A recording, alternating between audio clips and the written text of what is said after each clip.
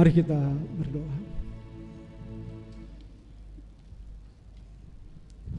Bapa, Engkau sungguh baik, dan kebaikan-Mu itu boleh memenuhi hidup kami dan memampukan kami menjalani hari-hari hidup kami sebagai orang percaya yang hanya dimungkinkan dan dimampukan hanya oleh karena kebaikan-Mu itu. Karena itu, biarlah kami boleh terus mengalami kebaikan-Mu dengan dengar-dengaran akan suara-Mu, dalam hidup dalam ketaatan akan firman-Mu, dan hidup sebagai orang percaya yang berkenan di hadapan-Mu. Hidup di dalam panggilan-Mu sebagai orang percaya, khususnya di dalam kehidupan keluarga kami. Bagaimana kami boleh berlaku hidup di dalam kebaikan-Mu, Tuhan. Saat ini kami boleh mengalami kebaikan-Mu kembali dengan lawatan firman-Mu, Tuhan. Karena itu kami siap mendengarnya. Berbicaralah Bapa, kami anak-anak-Mu siap mendengarnya. Tenangkan dan teduhkan hati kami dari segala kesibukan, kegalauan, dan segala pergumulan hidup, sehingga kami boleh diam di bawah kaki-Mu dan firman itu boleh tinggal dalam hidup kami, dan boleh meneduhkan dan meneguhkan setiap kami dalam perjalanan hidup kami, baik secara pribadi maupun dalam kehidupan keluarga. Pakai hamba-Mu dalam segala kelemahan dan kekurangannya, sehingga apa yang sudah dipersiapkan biarlah menjadi suara yang daripada Tuhan, yang boleh melawat setiap kami, yang berbicara pada setiap kami pribadi lepas pribadi. Simpan di belakang salib-Mu, sehingga Engkau saja boleh nyata dalam kemuliaan-Mu, dan Engkau yang ditinggikan. Inilah kami Bapa, berbicaralah, kami siap mendengar firman-Mu. Dalam Tuhan kami Yesus Kristus yang hidup, kami bersyukur dan berdoa. Amin. Bapak, Ibu, dan saudaraku yang kasih Tuhan, pembacaan Alkitab pada hari ini dengan tema keluarga yang berbahagia terambil dari kitab Mazmur pasal yang 128 ayat 1 sampai ayatnya ke-5, tapi saya senang kita penuhi satu perikop itu, satu pasal itu hingga ayat yang ke-6. Dan kita akan baca secara bertanggapan. Saya akan bacakan ayat yang ganjil, Bapak, Ibu, dan saudara membacakan ayat-ayat yang genap. Demikian hingga pada ayat yang ke-6 nanti. Demikian firman Tuhan. Berbahagialah setiap orang yang takut akan Tuhan, yang hidup menurut jalan yang ditunjukkannya.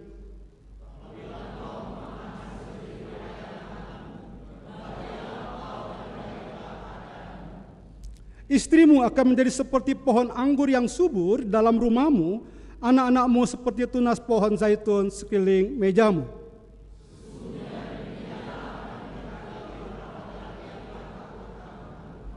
Kiranya Tuhan memberkati engkau dari Sion, supaya engkau melihat kebahagiaan Yerusalem seumur hidupmu.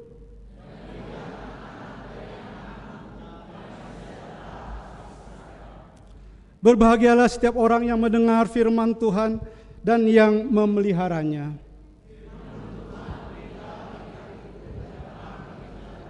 Haleluya.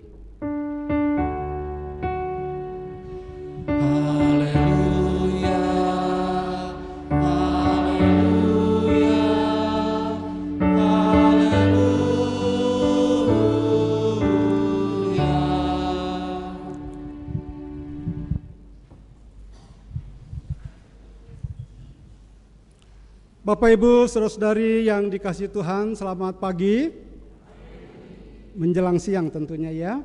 Shalom.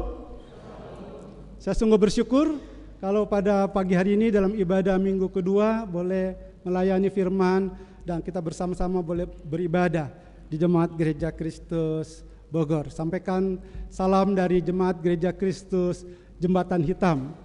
Dan dari dulu tetap hitam bagi Jemaat Gereja Kristus Bogor.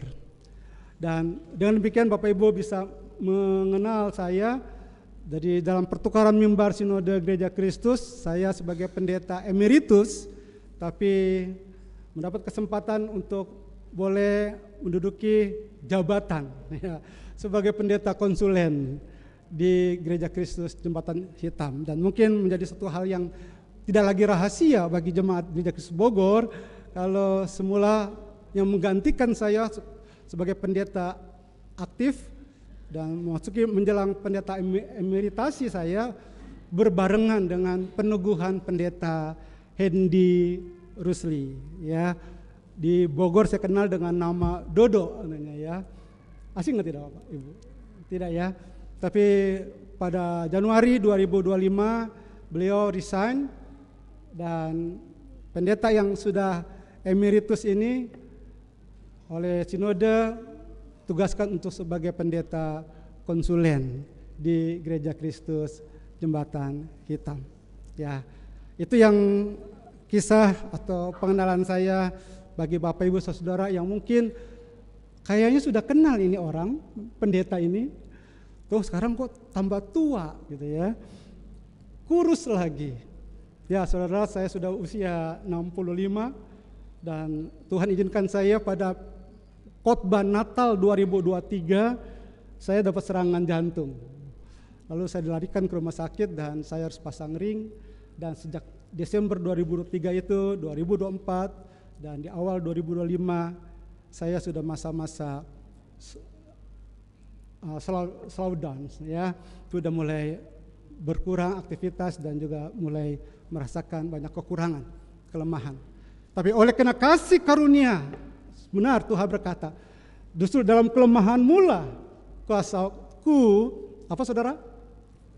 Nyata. Ya, saya merasakan kuasa Tuhan begitu menyertai saya dalam perjalanan pelayan sampai masa emeritus dan masa sebagai pendeta konsulen ini. Dan pagi hari ini saya merasa lawatan Tuhan menjamah setiap kita untuk boleh masuk dalam ibadah di minggu kedua di bulan September 2025 ini. Bapak Ibu saudara-saudaraku yang kasih Tuhan Yesus, tema khotbah dalam minggu kedua September 2025 ini adalah dalam rangka bulan keluarga. Sinode Gereja Kristus adalah keluarga yang berbahagia. Bapak Ibu saudara-saudaraku, memiliki keluarga berbahagia adalah impian, dambaan, keinginan, harapan setiap kita saat kita memasuki kehidupan rumah tangga. Bahkan sepanjang kita sudah menjalani kehidupan dalam rumah tangga kita, tentunya impian ini, keinginan ini, dambaan ini boleh terus kita boleh alami, menjadikan sebuah keluarga yang berbahagia. Dan saudara, kalau kita lihat impian atau dambaan untuk memiliki keluarga yang berbahagia itu, kita bisa mulai pada saat kita menghadiri pesta pernikahan atau acara pertunangan saudara kita etnis Tionghoa, saudara. Maka kita melihat dalam dekorasi mereka, dekorasi pernikahan atau pertunangan ini selalu ada huruf ini, saudara. Ada yang bisa tahu bacaannya?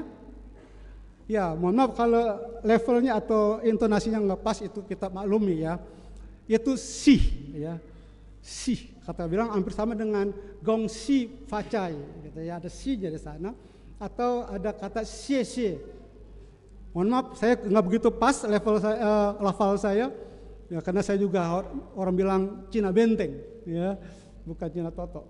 Nah, saudara, kita sering menjumpai kata atau huruf ini, saudara, yang berarti adalah bahagia atau kesenangan.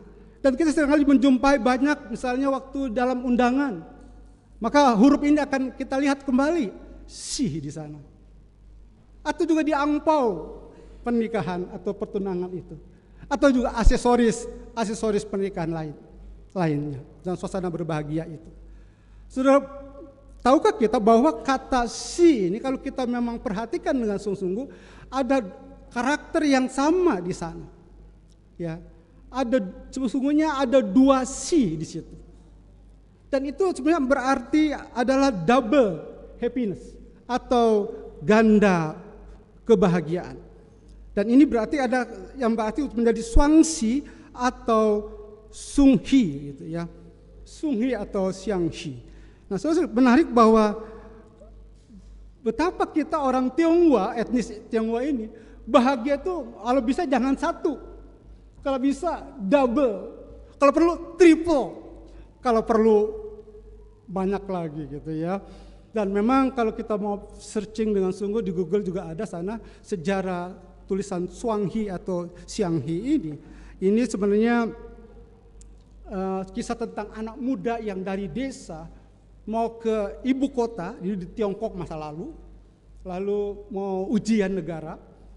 Tengah perjalanan suatu desa dia sakit dan harus dirawat di rumah seorang tabib yang punya gadis. Dan merawat anak muda ini dan hingga sampai sembuh dan berangkat ke ibu kota, kemudian ujiannya lulus dan kembali dia menikahi anak tabib ini. Sehingga bukan saja dia mendapatkan cinta, tapi juga mendapatkan karir atau prestasi. Kelulusannya sebagai pejabat di ibu kota, bahkan mendapatkan cintanya. Ada 2 kebahagiaan. Itu kisah Xi di sini. Kisah Xianghi atau Sunghi ini. Nah, terus kasih Tuhan, mengapa kita menginginkan kebahagiaan? Oh pasti. Sebab kebahagiaan adalah keadaan pikiran dan perasaan senang yang ditandai dengan kepuasan hidup dan ketentraman batinia. Singkatnya saudara, kebahagiaan itu adalah berupa perasaan senang, puas, damai, dan sejahtera. Oh, siapa yang tidak mau dengan kebahagiaan ini? Kita berusaha mendapatkannya dan mengejarnya, bukan? Namun saudara, tak kalah kita ingin mendapatkan kebahagiaan ini, yang dikatakan sebagai keadaan pikiran dan perasaan senang, dan bahkan kepuasan hidup dan ketentraman batinia ini, kita mencarinya dengan cara-cara duniawi. Kita beranggapan bahwa kehidupan bahagia, bahkan keluarga berbahagia. Dalam konteks tema kita pagi hari ini, kita dapatkan dengan kalau kita memiliki harta yang berlimpah. Memiliki rumah mewah, rumah besar dan bertingkat mungkin. Memiliki kendaraan-kendaraan yang mewah. Atau mungkin beranggapan bahwa kebahagiaan itu kita dapatkan kala kita memiliki karir yang bagus, jabatan yang tinggi.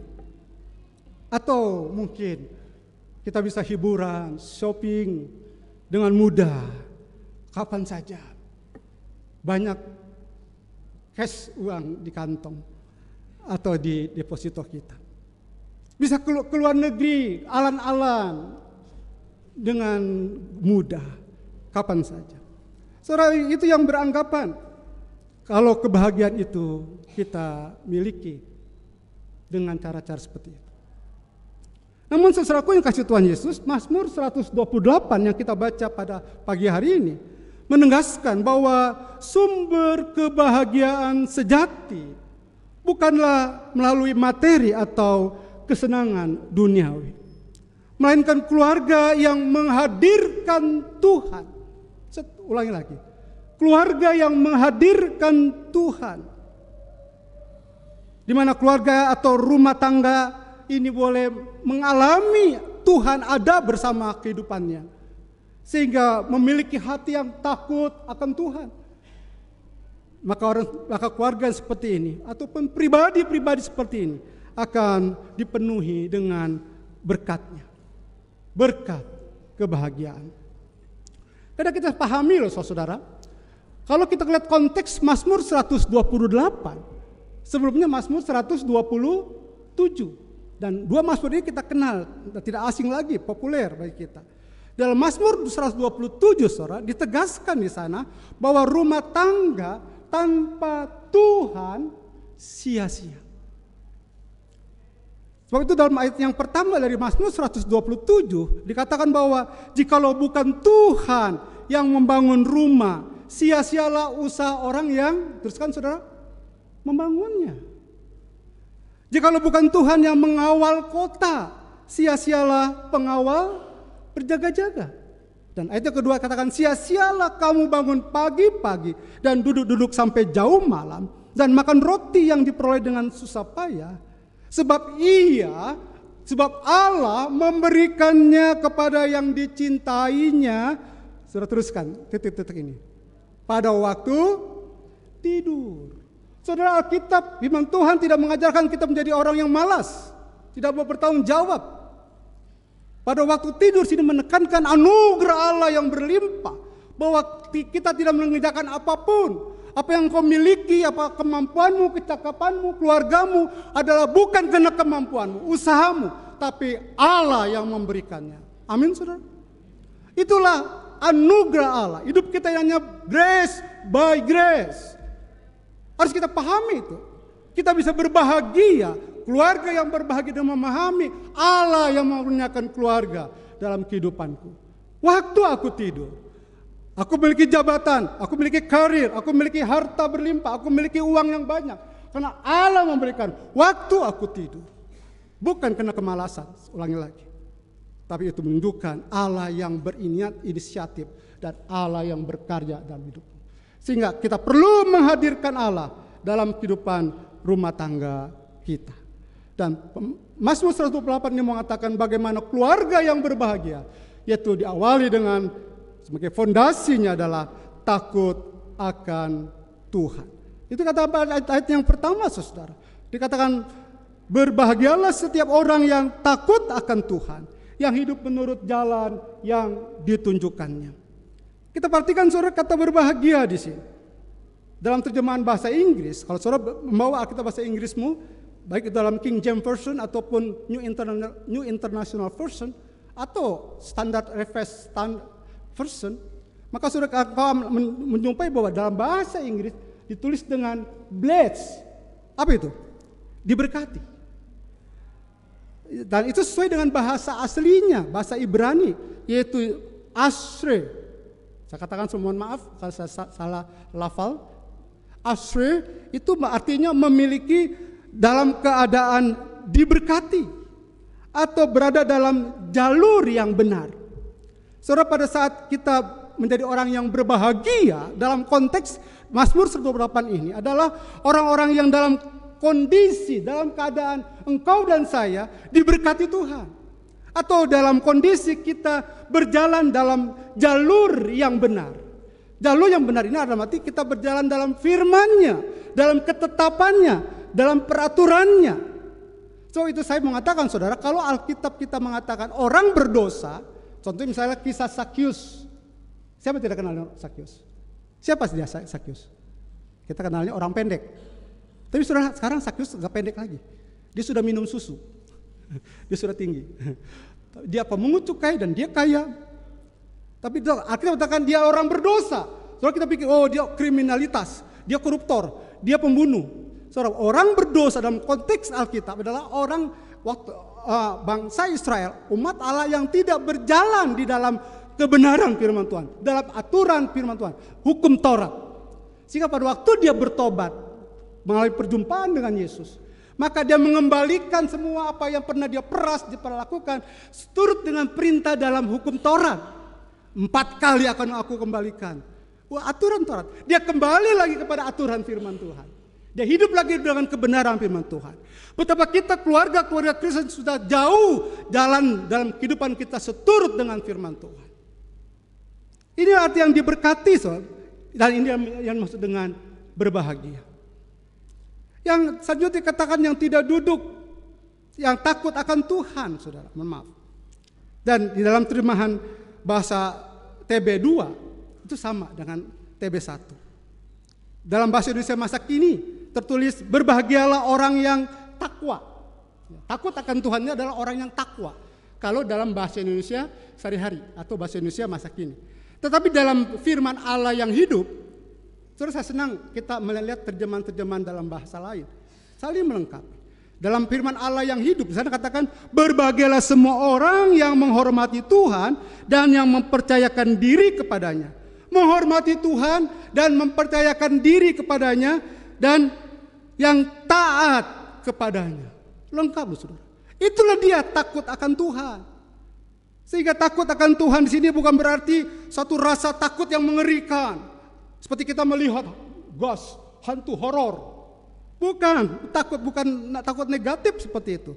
Tapi sikap hormat, tunduk, hidup dalam ketaatan dan kasih kepada Allah. So inilah keluarga yang dimaksudkan dengan menurut jalan yang ditunjukkannya. Jalan yang benar. Itulah keluarga yang berbahagia.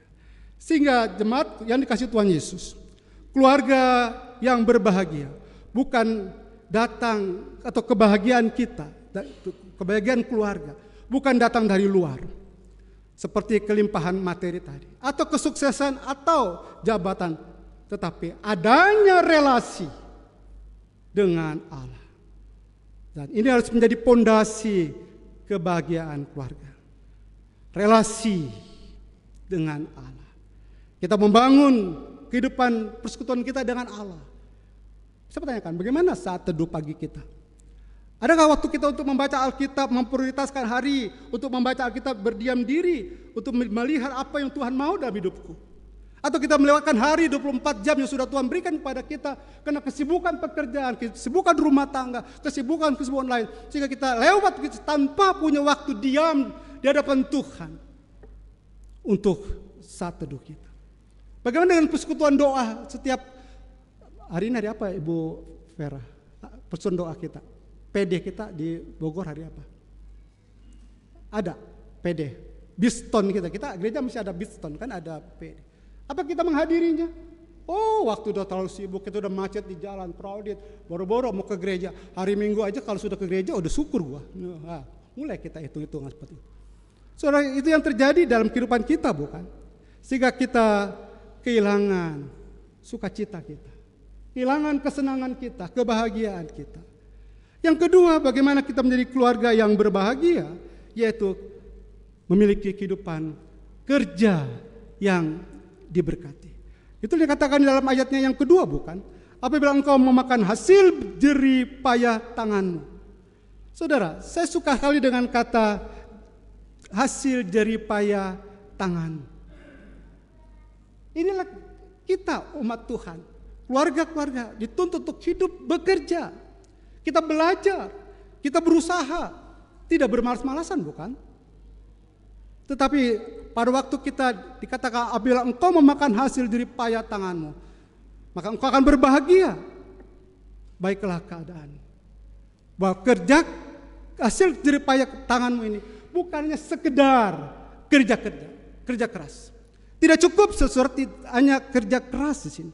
Yang mau ditekankan dari kata kerja keras ini adalah ada rasa cukup. Kerja yang menghasilkan kepuasan.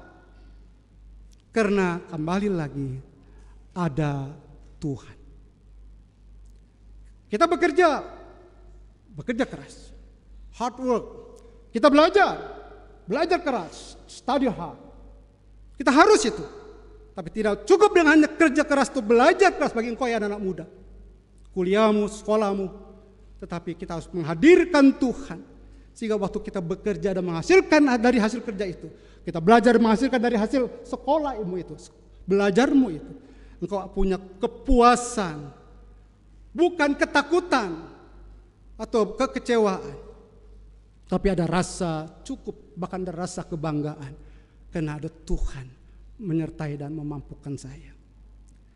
Namun saudara-saudara yang dikasihi Tuhan, tantangan zaman modern ini, mau tidak mau harus kita akui, banyak orang bekerja, sekalipun sudah bekerja keras siang dan malam, pergi malam pulang malam, bukankah itu yang terjadi?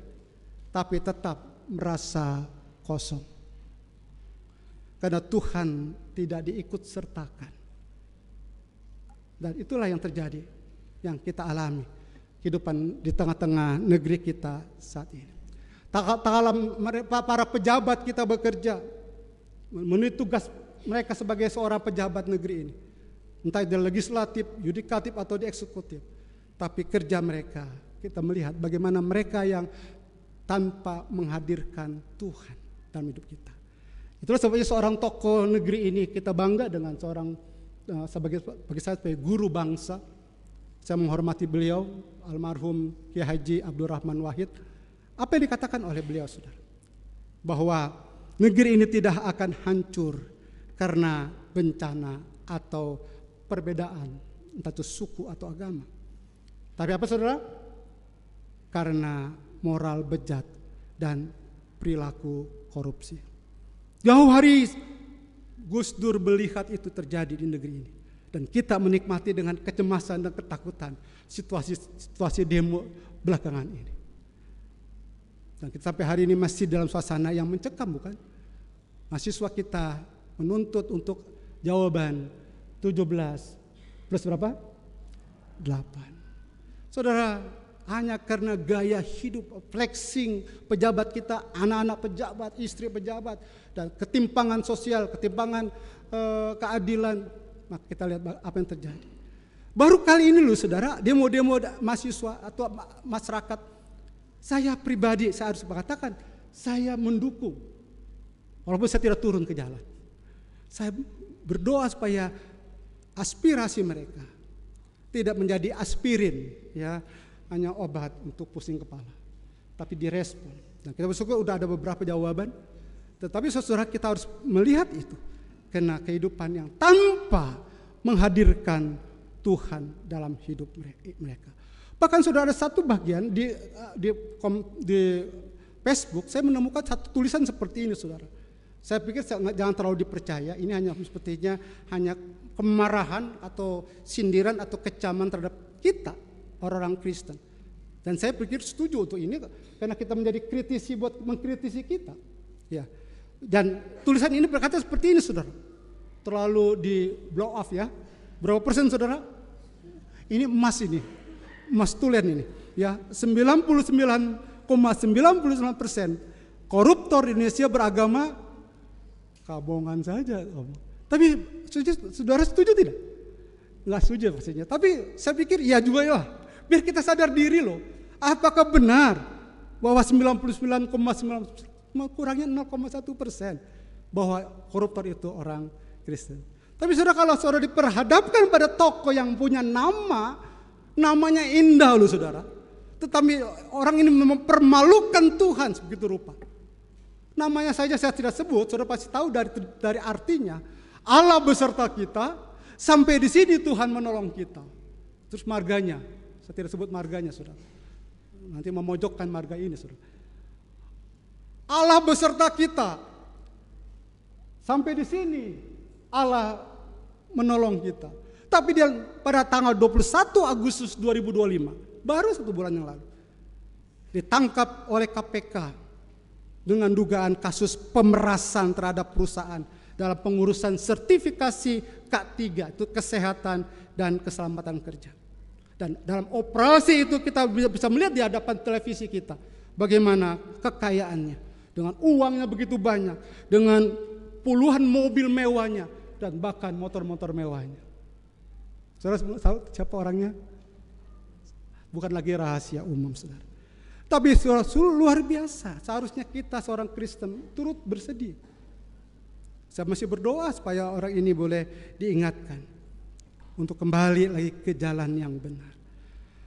Jemaat yang dikasihi Tuhan Yesus, keluarga bahagia dimulai dari pribadi yang belajar mengandalkan Tuhan dalam usahanya, dalam kerjanya, dalam studinya, dalam seluruh aspek kehidupannya, mengandalkan Tuhan.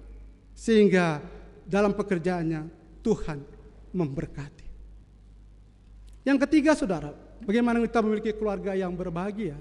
Itu tentunya keluarga yang diberkati Tuhan. Di mana dalam ayat ini dikatakan istri dan anak-anaknya menjadi sukacita. Nah itu katakan pada ayat yang ketiga, bukan saudara? Dikatakan bahwa istrimu akan menjadi seperti pohon anggur yang subur dalam rumahmu, anak-anakmu seperti tunas pohon zaitun sekeliling meja. Saudara, bagian ini saya pikir nggak terlalu perlu dijelaskan, kita sudah menangkap itu dengan jelas. Bukankah ini keluarga yang berbahagia, saudara? Kita berkumpul dan ditandai dengan dimakan di meja yang bersama, ada komunitas, ada kebersamaan. Saat-saat di mana kita nggak begitu punya banyak waktu untuk keluarga. Bahkan ada banyak halangan-halangan, gadget yang tangan kita membuat kita kehilangan komunikasi dengan anggota keluarga. Tapi firman Tuhan hari ini mengatakan inilah keluarga yang berbahagia, yang digambarkan dengan istri yang seperti pohon anggur yang subur. Saudara yang kasih Tuhan Yesus, pohon anggur dalam budaya Israel melambangkan kesuburan, sukacita. anggur dipakai dalam pesta, bukan? Kehangatan dan kehidupan yang manis. Artinya saudara, istri adalah sumber sukacita dan menjadi penolong dalam keluarga. Kita mengatakan menjadi penolong yang sepadan, bukan sekedar pembantu rumah tangga. Nah, ini mungkin istri-istri akan setuju, betul Pak Pendeta, saya setuju ya. Bagi suami-suami ingat, istri bukan sekedar pembantu rumah tangga, tapi menjadi sumber sukacita kita, karena ia adalah penolong yang sepadan maupun memang menjadi sumber sukacita. Bahkan katakan bahwa anak-anak seperti tunas pohon zaitun, dan pohon zaitun melambangkan ketahanan, umur panjang atau kekokohan dan berkat. Nah, katakan ada seperti tunas pohon zaitun, artinya dia tumbuh di sekeliling pohon atau pokoknya atau batangnya itu dalam terumbu yang dalam keluarga, yang melambangkan bahwa pertumbuhan anak-anak dalam keluarga yang sehat dan memampukan menjadi anak-anak tumbuh dengan kokoh di dalam kehidupan sehari lepas seharinya. Saudara kasih Tuhan Yesus, saya bersyukur dalam kehidupan rumah tangga saya, mungkin sudah ada yang mengenal dengan baik. Saya ada 3 anak.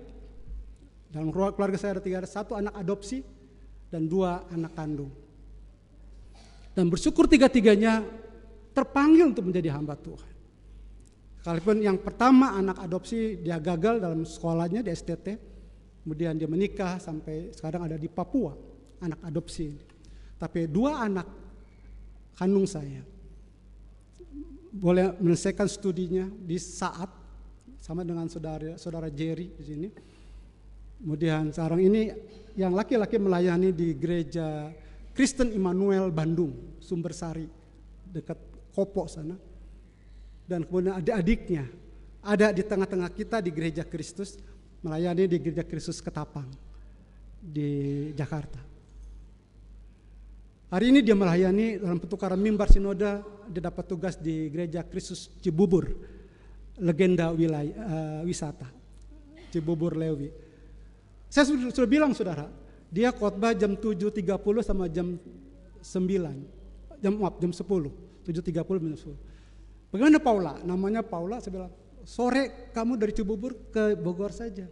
Nanti papi dapat tugas khotbah sampai 3 kali, ada sore jam 5. Non, saya panggilan dia namanya Non.